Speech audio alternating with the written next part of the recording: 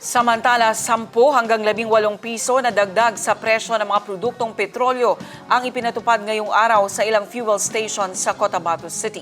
Sa kasalukuyan, pumapalo na sa 120 pesos ang kada litro ng diesel habang mahigit 70 piso ang kada litro ng gasoline. Kaya hinaing ng mga driver na sana'y taasan na rin ang pamasahe. Ang News Now sa report.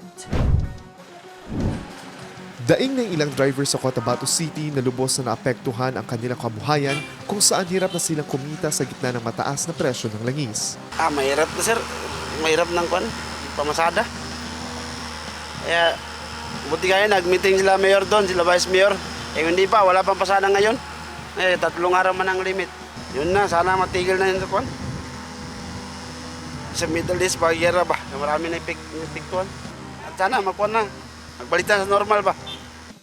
Dagdag pa ng isang driver, hindi na sapat ang kanilang kinikita upang matustusan ang pang-araw-araw na pangangailangan ng kanilang pamilya.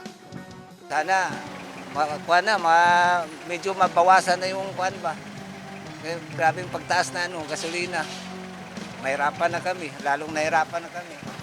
Makauwi ako, 1 kilo na lang ang mabili ko. Tapos yung pang-ulam namin wala na. Mahirapan na kami. May hinaing din ng isang magulang sa patuloy na oil price increase at nagbabadyang pagtaas ng pamasahe. Well, siguro yan, dagdag pa sa amin sa aming mga commuters.